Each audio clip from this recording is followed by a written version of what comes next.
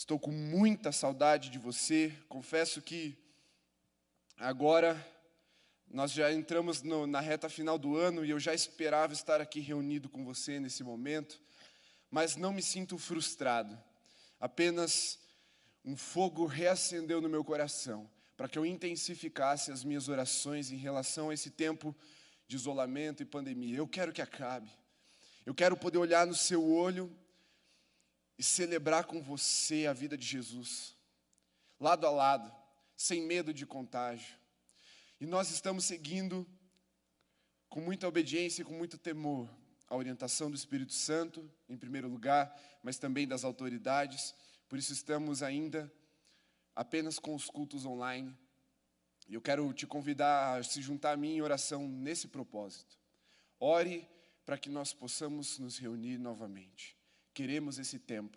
O Senhor está nos provando. Nós vamos perseverar. Mas nós não podemos nos acostumar com isso. O pastor João nos trouxe uma palavra muito forte na vigília da SDA, há algum tempo atrás, algumas semanas atrás. E aquilo tem mexido comigo desde então. Não se acostume. Esse celular vai ser só uma ferramenta novamente daqui a algum tempo.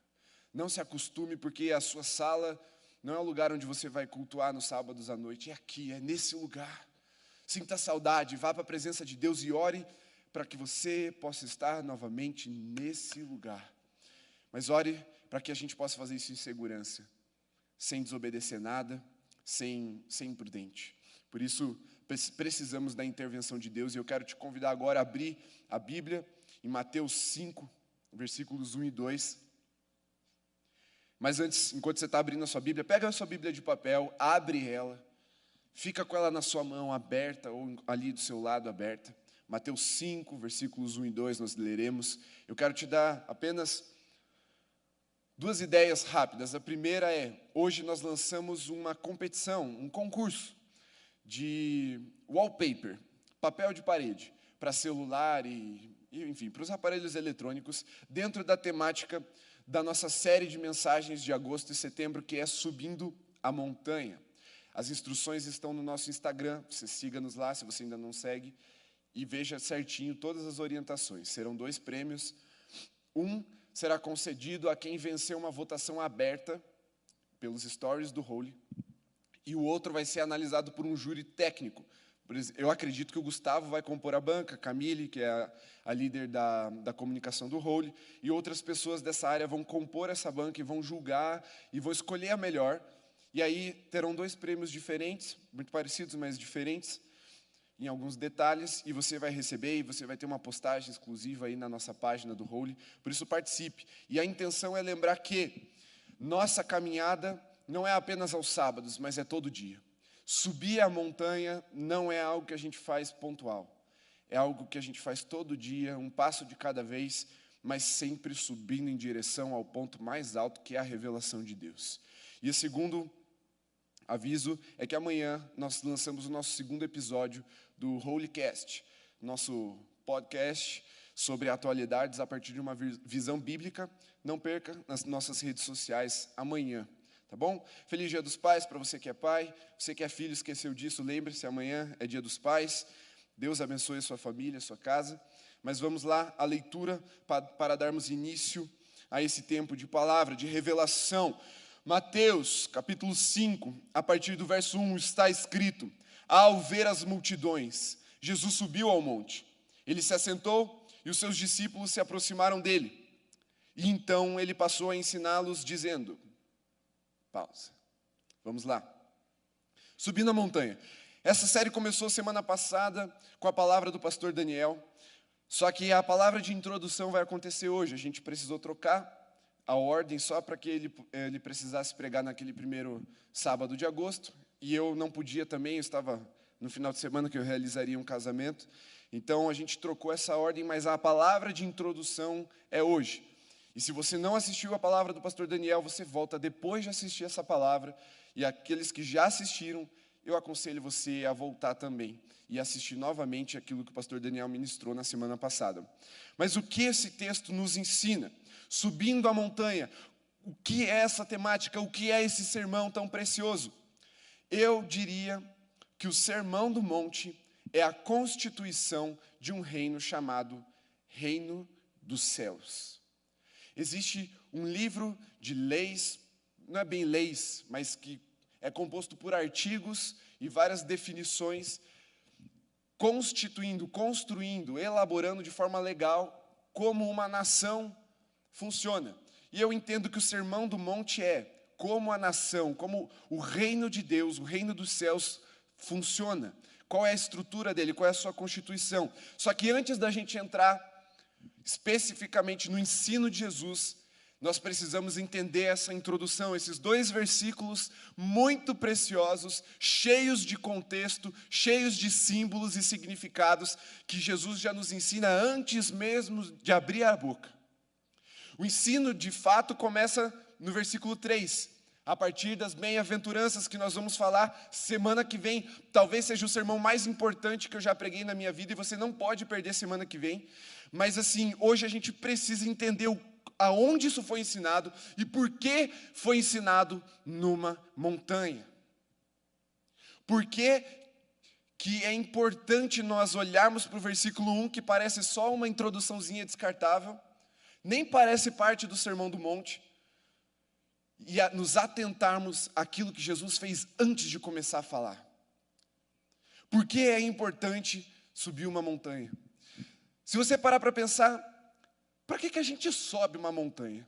Eu tive essa experiência esse ano, subi 2 vezes, 2 montanhas diferentes, e o ano passado eu subi uma outra montanha, só que aí eu cheguei em casa cansado, todo dolorido, com fome, com uma marca de sol lascada aqui na minha nuca, que eu esqueci de passar protetor, e exausto. E aí eu parei e pensei, por que eu subi essa montanha? O que é que mudou na minha vida? E aí eu fui pesquisar, por que as pessoas sobem montanha? Você sabia que montanhismo é um esporte? Você sabia que todos os anos centenas de pessoas escalam o monte mais alto do mundo, que é o Monte Everest, que tem quase 9.000 metros de altitude, lá na Cordilheira do Himalaia, e, pasmem, dezenas de pessoas morrem todos os anos fazendo essa trilha. Por que alguém sobe uma montanha? E aí como eu disse, eu fui pesquisar para tentar entender qual é a essência desse esporte. Porque, via de regra, o esporte ele tem a ver com alguma superação, mas basicamente ele tem o seu valor na sociedade de acordo com o entretenimento que ele promove. Então, o futebol é o futebol no Brasil porque ele promove entretenimento.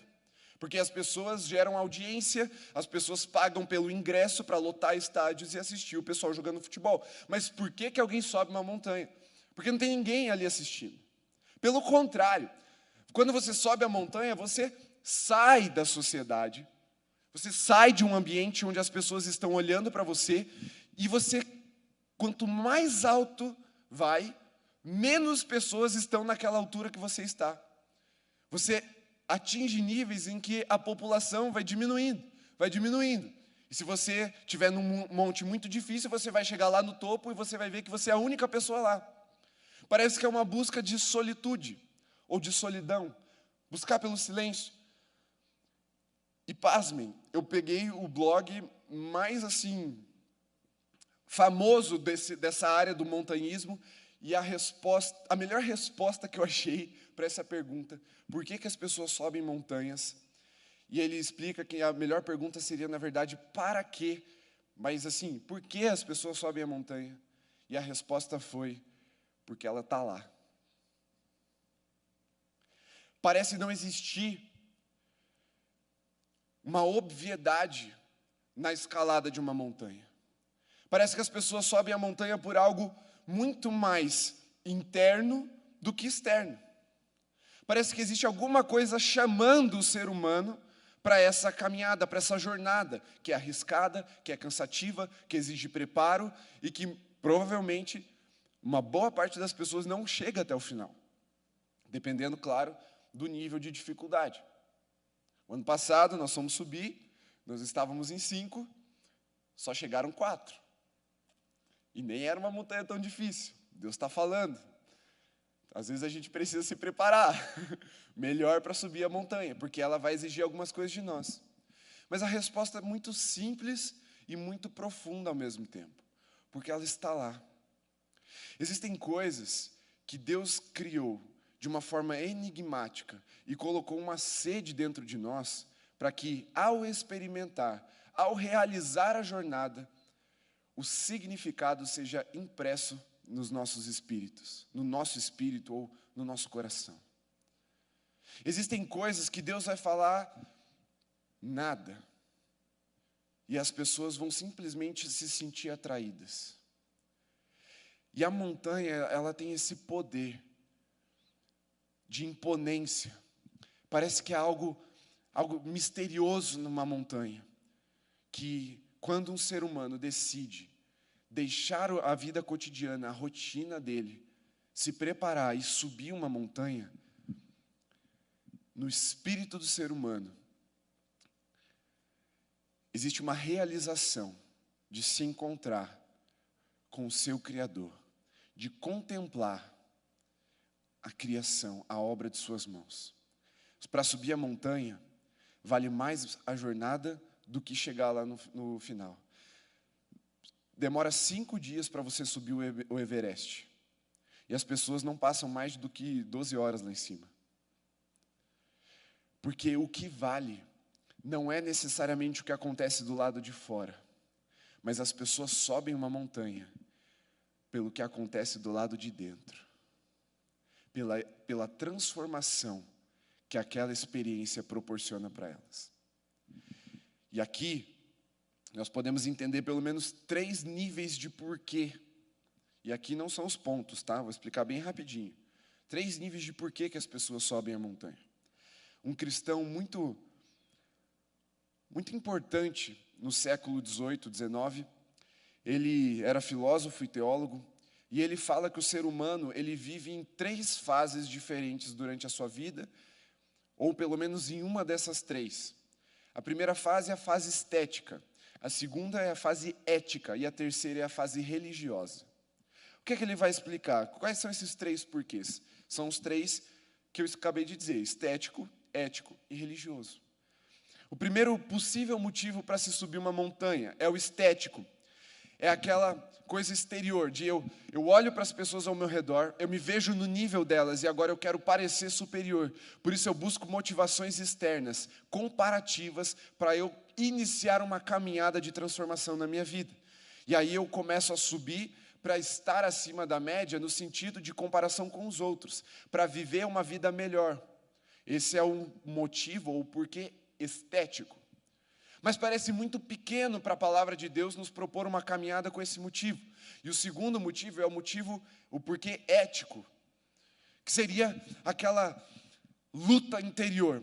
É eu querer superar os meus próprios limites. Eu tenho limitações, mas eu quero melhorar. Eu quero sair do lugar onde eu estou, da minha inércia, e começar a superar esses limites. Portanto, eu me proponho a uma jornada desafiadora que vai elevar o nível, vai elevar a dificuldade, vai exigir de mim preparo, disciplina, constância. E esse é um porquê ético. Só que eu quero te chamar a atenção para esse motivo que parece muito bom, e ele não é ruim, mas ele não é suficiente para um filho de Deus. Porque aqui é muito perigoso a gente entrar no que a gente chama de teologia coach, de você encontrar dentro de você tudo que você precisa. Não, olhe para dentro porque você já tem tudo que você precisa para transformar a sua vida. Não tem. Você, em pecado, merece o inferno, e a única pessoa que pode salvar é Jesus. E o que nos leva ao terceiro porquê, que é o porquê religioso, no sentido mais puro da palavra religião aqui. Religião significa a tentativa de uma religação, de uma reconexão com Deus. Ou seja, o terceiro motivo para nos colocarmos a buscar essa jornada de subir uma montanha de desafios é o quê? É reconhecer a sua miséria. Eu olho para o meu lugar, eu olho para as pessoas que estão ao meu redor, eu olho para a minha vida, para a minha situação, eu falo: eu sou miserável, eu preciso de um Salvador. E aí sim, o Espírito Santo te conduz a uma subida de montanha valiosa, profunda, digna de um filho de Deus. E aí você vai na direção do seu Criador. E aqui a montanha é uma figura. A montanha significa o lugar de revelação do seu Criador. E aí essa caminhada, que parece cada vez mais íngreme, cada vez mais difícil aos olhos de quem está olhando lá de baixo, se torna a sua jornada de vida. Mas por que ela vale a pena? Por que você não desiste quando começa a cair, como é que fala? Desmoronamento de pedra? Por que você não desiste quando começa a passar frio, quando começa a passar calor, quando começa a sentir fome? Por que você não desiste quando o ar já não é mais o mesmo? Porque você sabe que você está indo na direção do seu Criador, do seu Senhor e do seu Salvador. É por isso que nós, filhos de Deus, perseveramos e não desistimos diante das adversidades da vida. Porque quem está no topo da montanha nos esperando faz a jornada valer a pena. E agora eu quero te convidar a olhar para o seu coração. Por que você está vivendo o que você está vivendo? Por que você decidiu estudar 5 anos de uma faculdade? Por que você decidiu ser crente? Por que você decidiu ler a Bíblia? Por que você decidiu buscar o Senhor? É para você ser melhor do que os outros num porquê estético? É para você ser melhor do que você mesmo, de você se superar num porquê ético? Ou porque você está verdadeira e genuinamente buscando se conectar com o seu Criador? E a palavra de Deus nos prova, de capa a capa, que o monte é o lugar da presença de Deus e da revelação. Lá no Gênesis, Abraão, ele levou seu filho Isaque para sacrificar no monte. Quem é que se revelou lá? O anjo do Senhor. E ele proveu o quê? Um cordeiro, que apontava para quem? Para o Cordeiro de Deus que tira o pecado do mundo. Monte, lugar da presença de Deus, onde Abraão ouviu a sua voz, viu a sua manifestação, teve uma epifania e teve a revelação do Cordeiro.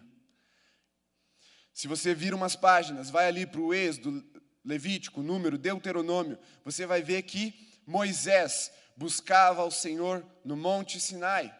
Lá, o que é que aconteceu? Ele subiu o monte, passou lá dias esperando o Senhor falar, no meio da nuvem de glória, e quando o Senhor falou, ele entregou a revelação da lei. Lugar da presença de Deus, da Shekinah, da manifestação e lugar da revelação. A palavra de Deus foi escrita pela primeira vez ali, com os dedos de Deus na terra. Revelação, presença e revelação. Se seguirmos um pouco adiante, nós veremos que Elias foi ao Monte Carmelo. Para quê? Para construir um altar ao Senhor, mostrar para aquele povo que estava perdido, que estava adorando outros deuses, que existia o Deus de Israel, e ele estava lá, presente, e se revelaria. Com o quê? Com fogo. Monte, lugar da presença de Deus e da revelação. E o que nós vemos Jesus fazendo? Jesus é cheio de experiência no monte. Jesus, aqui nesse caso, ele subiu ao monte para pregar o seu sermão mais famoso, o Sermão do Monte. Tanto que o lugar ficou tão assim, próprio para esse sermão, que ele foi nomeado dessa forma. Todo mundo sabe que quando a gente fala Sermão do Monte é lá, Mateus 5, 6 e 7. E Jesus não ficou só nessa vez no monte.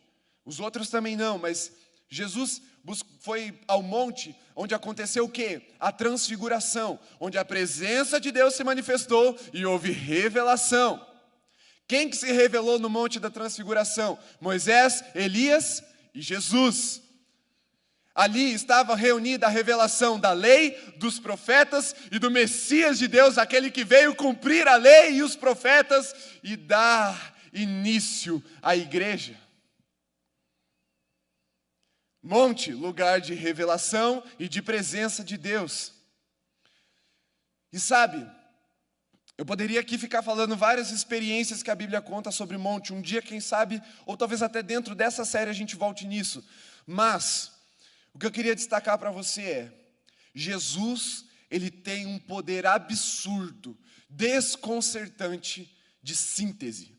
O que é uma síntese? É um resumo forte, emblemático de uma coisa grande.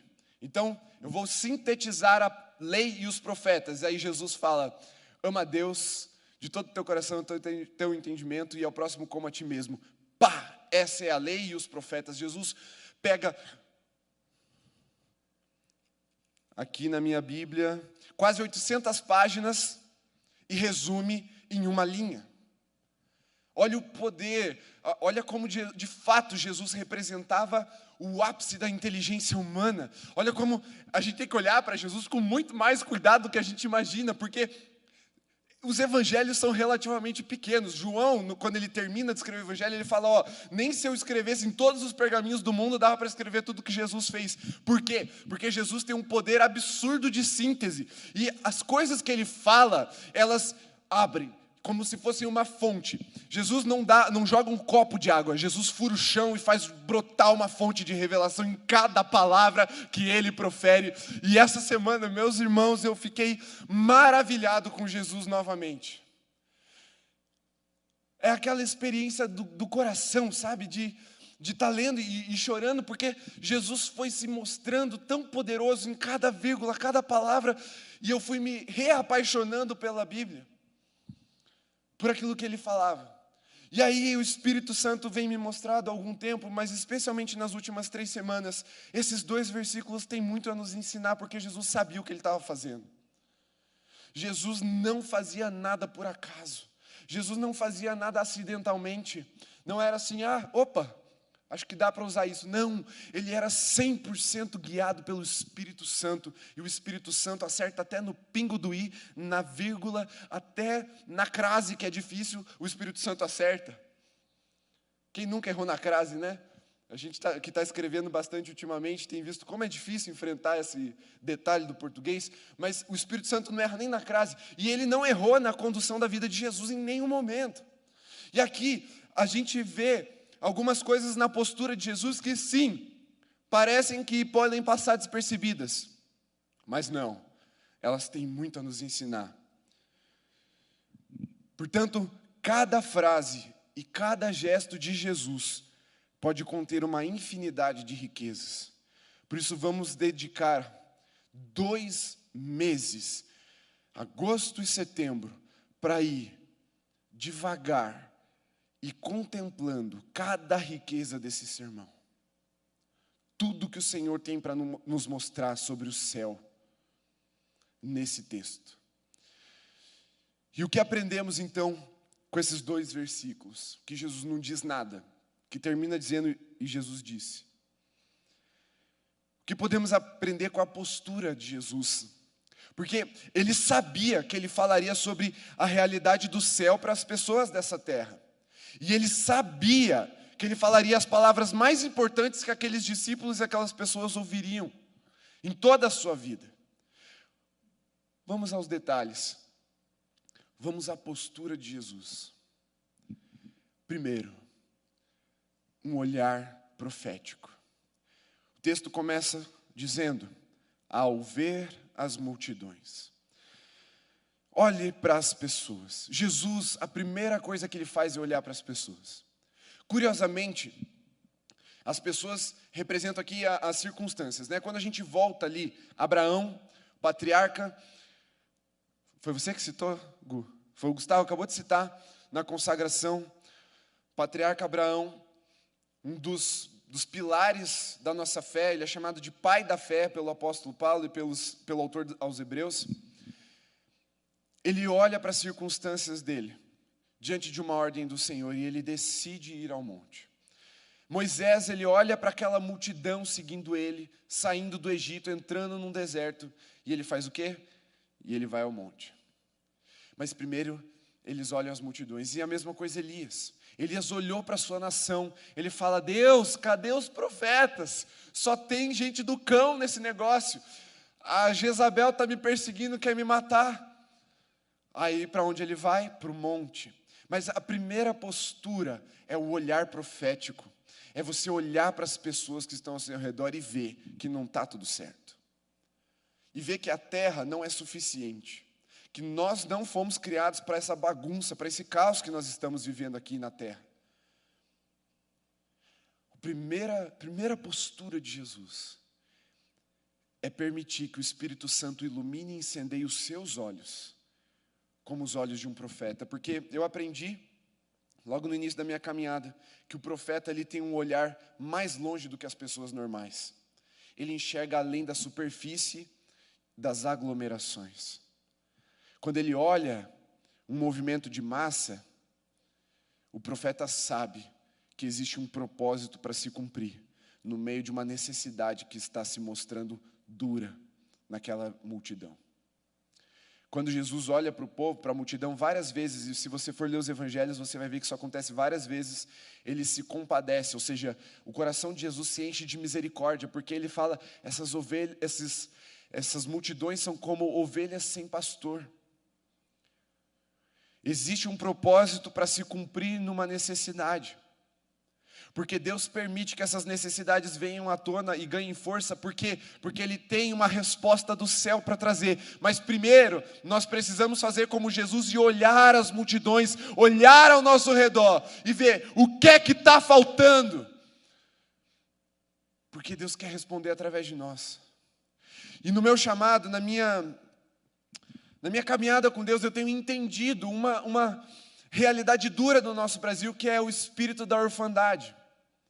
E Deus me chamou para guerrear contra o espírito da orfandade, portanto, ministrar uma palavra de adoção, uma palavra de paternidade.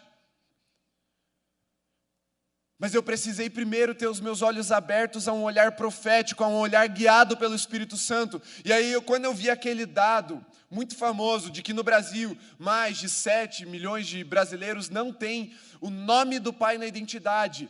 Agora imagine aqueles que têm o nome do pai na identidade e nunca conheceram o pai. Agora soma esse número, essas multidões, aqueles que conheceram o pai, mas o pai ainda assim não é um pai presente, é um pai ruim, é um pai maldito na vida do seu filho.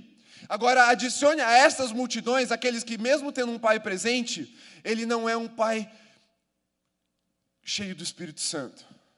Portanto, não pode exercer a paternidade plena que vem do céu. O Brasil é um país de órfãos. E ao olharmos para essas multidões, nós, como filhos de Deus, precisamos falar: existe uma resposta, por isso eu vou subir ao monte. Eu vou buscar o Pai perfeito, pleno, o Pai que não erra, o Pai que é Deus e que se manifesta em amor, um amor sacrificial ao ponto de dar o seu Filho para que nós estivéssemos com Ele. Olhar para as multidões e ver que amanhã, um dia tão importante para a família, o dia dos pais, muitos estarão chorando a ausência dessa figura e a dor na sua alma por não terem sido servidos, criados e ministrados por um pai. Precisamos olhar para as multidões e entender que Deus quer falar com elas através de nós, os seus filhos.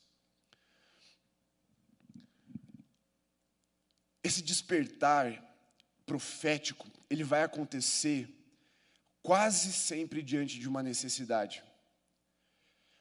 Mesmo que o profeta se mova por propósitos, Deus abre o caminho para o profeta na necessidade. Veja a viúva que recebeu o profeta na sua casa, ela estava passando fome.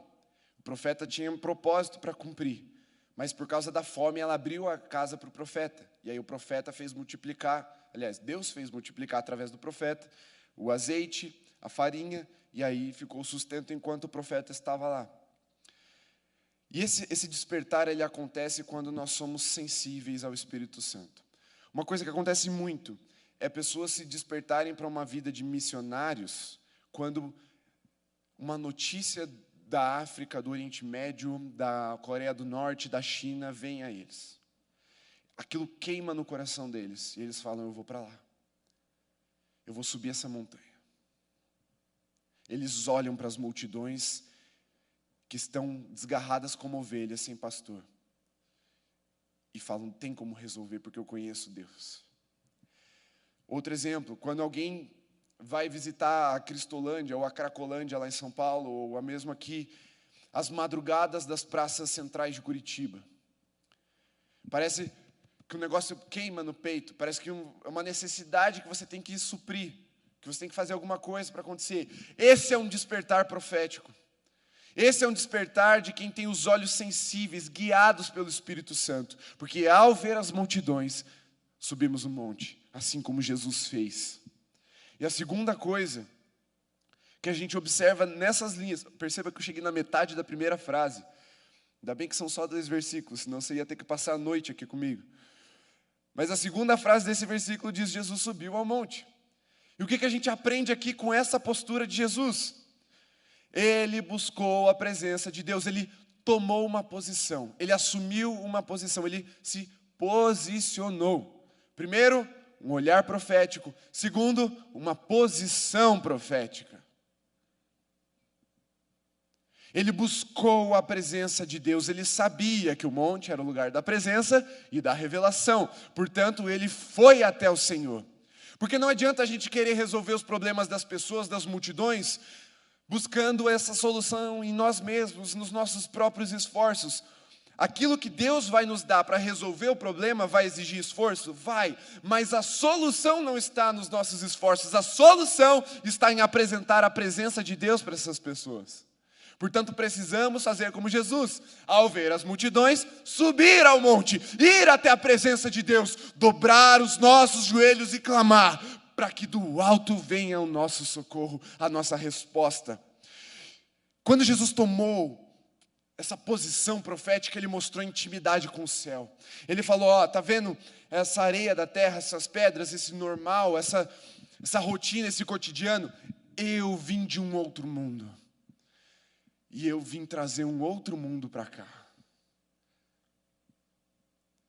Ele mostrou que ele estava conectando a montanha, o cume, o pico da montanha é o ponto de conexão intermediário, de mediação entre Deus e os homens, e Jesus estava se colocando nesse lugar. Cristo, o Filho de Deus, que tira o pecado do mundo, único Senhor e Salvador, mediador entre Deus e os homens, estava tomando uma posição. Ele usou de um lugar estratégico para fazer isso. Porque nós, seres humanos, nos comunicamos muito pela linguagem não verbal. Verbal é aquela que a gente fala e escuta. Mas nós nos comunicamos, existe uma pesquisa que diz que até 80% da nossa comunicação é não verbal. Por isso que você está cansado do Zoom. Porque ali você depende muito mais da comunicação verbal. Então exige mais atenção e gera um desgaste muito maior no seu psicológico quando você fica lá na reunião do Zoom e não numa reunião presencial. Por que é fácil ficar num culto de 3 horas e não é fácil ficar num culto de 3 horas online? Por causa disso. Porque boa parte da nossa comunicação com o mundo, da nossa interação, ela é não verbal. Por isso que a presença não é falada. Não adianta alguém te contar o que aconteceu no culto. Você tem que estar no culto para você entender plenamente o que aconteceu. Porque aquilo que nós vamos comunicar verbalmente é só uma parte de um todo que precisa ser experimentado quando a gente mergulha. Não adianta só consagrar os nossos ouvidos. A gente tem que mergulhar na presença de Deus, e Jesus estava fazendo isso. Ele assumiu esse lugar estratégico também, claro. Como eu disse, Jesus é o ápice da inteligência humana, porque ele sabia que ali o som ia se propagar. Ele estava vendo as multidões. Nós já vamos ver que, na verdade, não foi a multidão toda que seguiu ele até o monte, mas assim, da onde ele falava, o som se propagava. Vários arqueólogos, historiadores e guias turísticos mostram isso quando você vai para Israel. Eu pesquisei um vídeo do pessoal visitando Israel. Eles falam: provavelmente foi aqui que Jesus pregou o Sermão do Monte. Aí o cara sobe lá, não sei quantos metros de distância, e começa a falar normal. E as pessoas que estão lá embaixo começam a ouvir o que ele está falando. Por quê? Ele estava de frente, se eu não me engano, para um lago. E aí, quando ele falava, tem toda uma acústica natural ali que Deus preparou para Jesus. Jesus não tinha microfone, mas Jesus tinha o Espírito Santo e as coisas obedeciam a ele. Ele falou e o som chegou. Então, mesmo aqueles que se aproximaram, que ouviram melhor, mas aqueles que estavam mais distantes ouviam também. E Jesus sabia disso, e ele usou de um lugar estratégico. E aqui a gente precisa aprender com Jesus nesse sentido. Não adianta a gente ficar gritando de dentro do nosso buraco. Quando nós formos falar de realidades do céu, quando nós formos falar em nome do Deus vivo, nós precisamos usar de um lugar estratégico. Nós precisamos usar também da nossa inteligência e daquilo que o Espírito Santo vai nos mostrar, de oportunidades, mas também de construir esse lugar estratégico. Não adianta você começar a gritar como um louco em qualquer lugar. Se você acender na expectativa, não, mas na perspectiva que as pessoas têm de você, você não vai precisar gritar. Você vai falar baixo, as pessoas vão chegar mais perto de você. Aí você abaixa um pouco mais a voz, as pessoas vão chegando mais perto de você.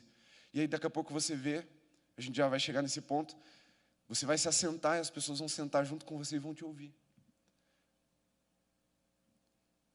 Por isso, não se esguele, peça ao Espírito Santo a estratégia certa. E aqui, entenda, pode ser que o Espírito Santo te mande lá na praça gritar. Eu fiz isso várias vezes na vida, espero continuar fazendo assim que a gente puder voltar para lá. Isso aqui é um símbolo, para você não ficar gastando a sua energia à toa, gastando a sua vida à toa, e ninguém te ouvir. Porque Deus quer que antes que as pessoas comecem a te ouvir, você primeiro viva. Primeiro mostre essa realidade do céu. Mas eu vou concluir aí, eu não vou desenvolver isso agora. Então tome essa posição. E como eu falei, a segunda coisa que Jesus fez tomando posição foi o quê? Ele se assentou para ensinar. Você sabe que é melhor falar em pé. O som se propaga mais. Eu tenho mais força pulmonar para gritar em pé. Mas por que Jesus se assentou? Porque ele estava mostrando duas coisas, principalmente. Que ele não veio para julgar os homens, porque ele disse que os homens já estavam julgados. Ele não veio para se colocar numa posição de superioridade, mas sim de referência.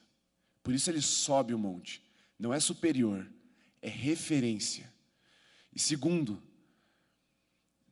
ele mostra que ele queria comunicar a alguém uma realidade do céu. Por isso ele coloca-se junto daquelas pessoas. E eu e você somos crentes.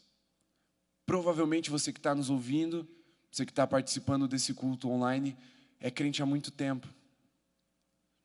E você está acostumado a se distanciar das multidões e das pessoas.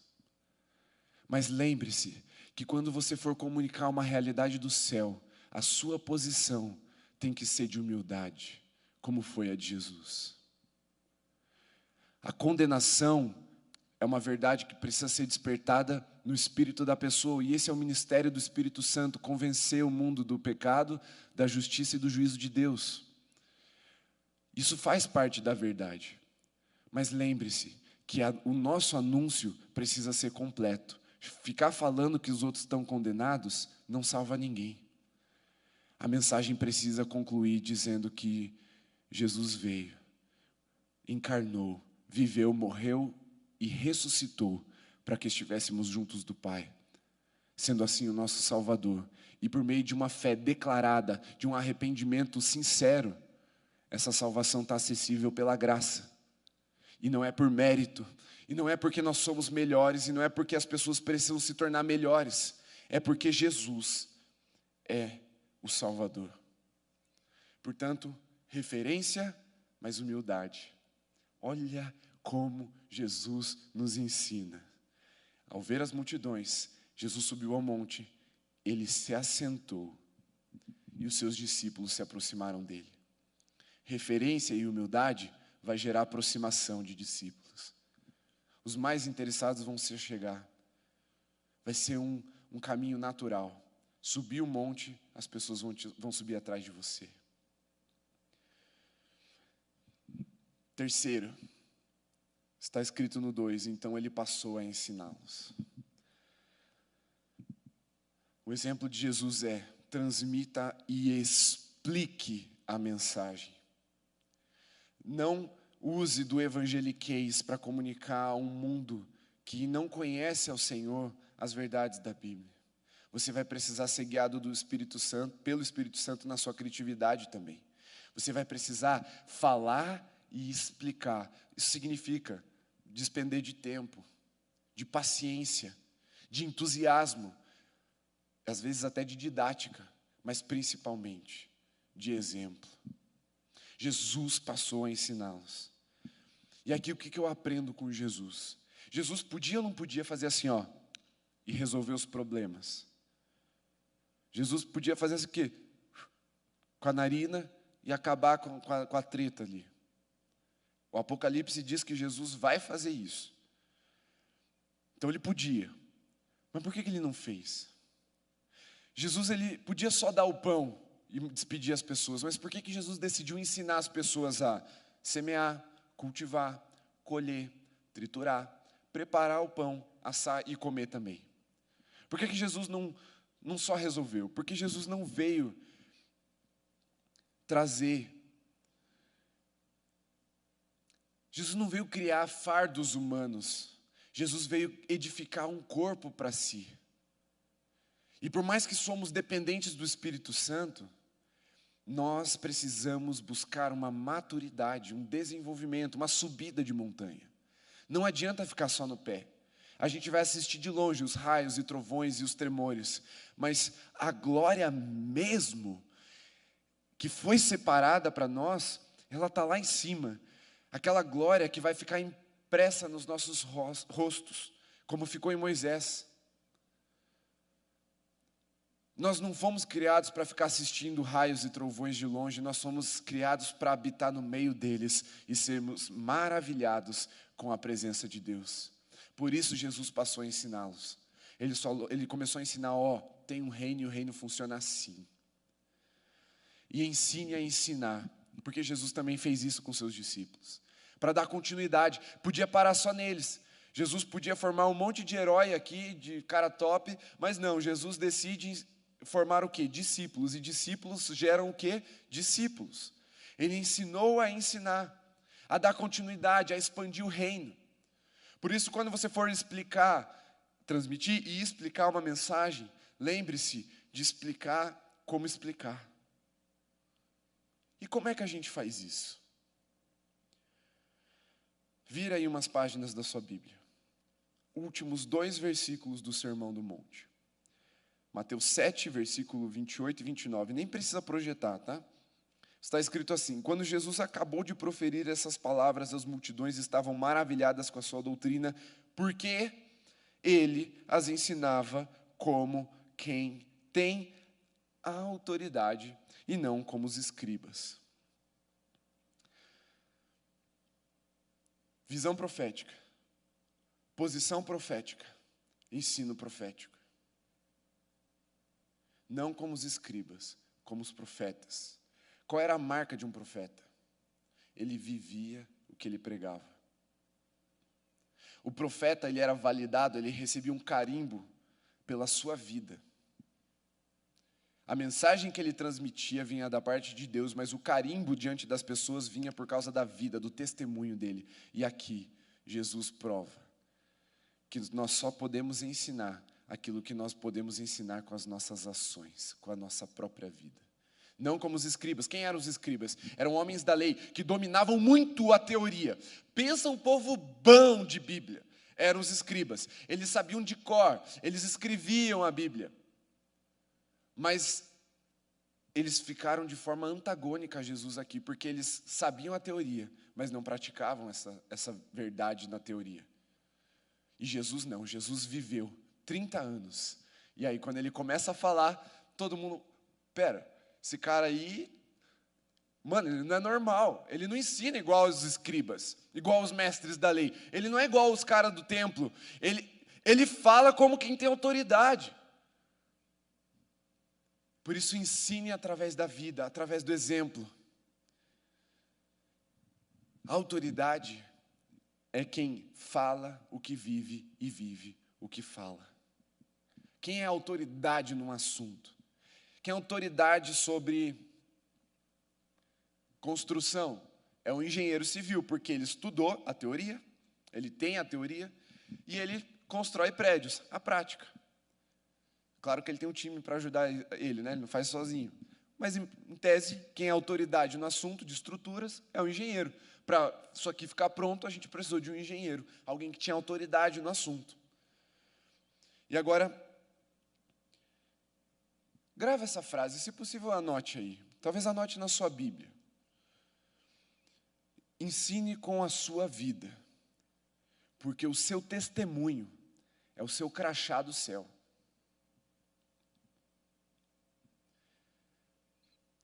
Quando a gente está meio perdido num lugar, você chega num lugar que você não conhece muito bem assim, você chega numa conferência, você chega ali num, sei lá, um evento, e você não sabe o que fazer. Quem você procura? Quem está de crachá.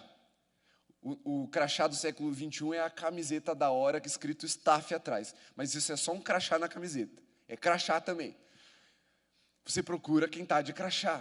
Por quê? Porque o crachá mostra que você manja dos paranauê. E você vai ajudar aquela pessoa a resolver aqueles problemas. E a sua vida, o seu testemunho, é o seu crachá do céu. Quando as pessoas olharem para você, elas vão fazer igual elas fizeram com Jesus. Elas vão seguir Ele, subindo uma montanha. E para a gente encerrar, o mundo precisa que os filhos de Deus subam um monte e voltem com uma mensagem de salvação impressa em suas vidas.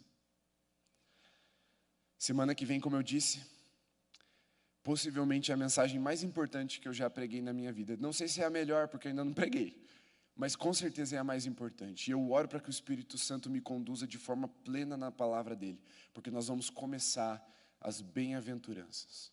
Nós vamos falar de realidades do céu. E nós vamos precisar abrir o véu. E só com o auxílio do Espírito Santo para a gente entender e viver isso.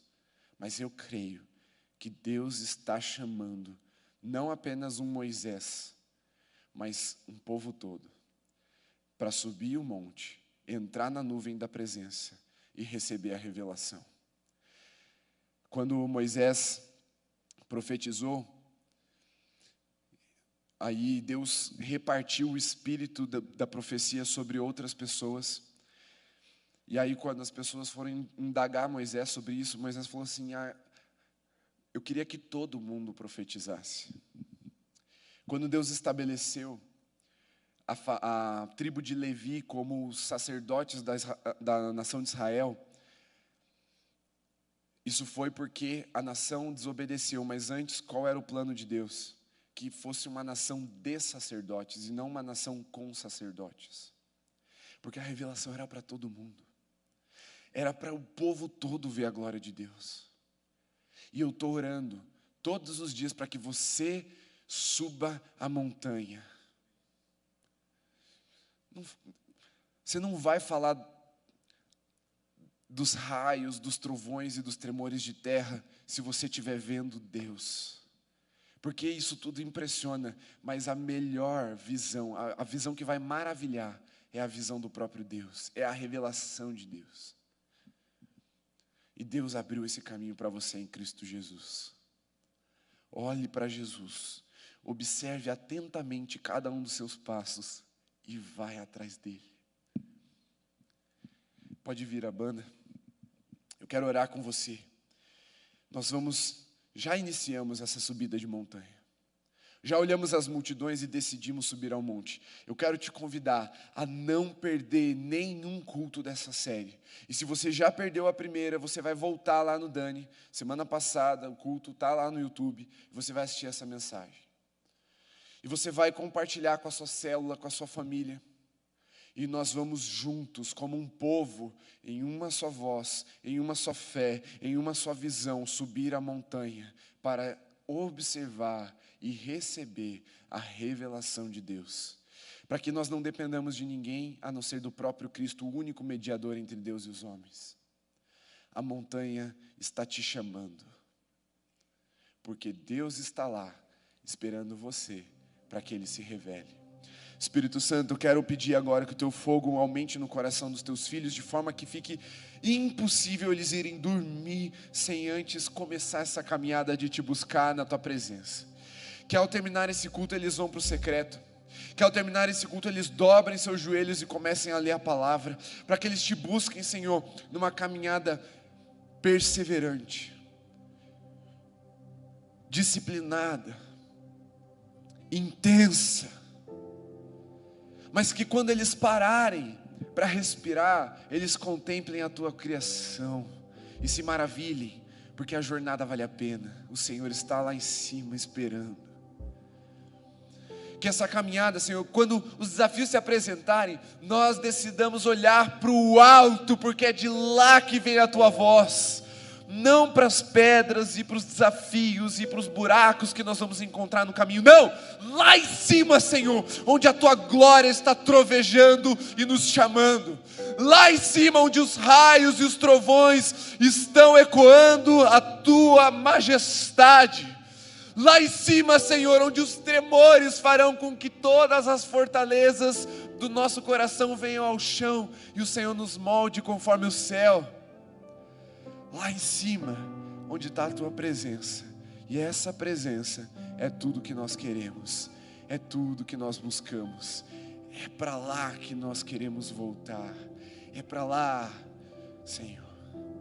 Nós queremos nos reconectar, mas ensina-nos, Senhor, como Jesus fez, a ensinar os outros também, a inspirar as pessoas como referências, com testemunho convicto, firme, inabalável, a te buscar nessa montanha também. Senhor, somos um time de montanhistas que vão começar essa missão, e nós não vamos voltar até que a tua glória se manifeste total e plenamente, nos dando a revelação da tua vontade para esse tempo enquanto geração, Senhor. Queremos ouvir dos teus lábios o que o Senhor pensa para esse tempo, o que o Senhor quer para esse tempo, o que o Senhor está planejando para esse tempo, e não voltaremos até o teu fogo estar queimando em nossos olhos, até o brilho da tua luz estar refletida em nossa face. Subindo a montanha, te encontraremos, e te encontrando, jamais te deixaremos, Senhor. Queima agora nos lares, em nome de Jesus. Amém, Senhor.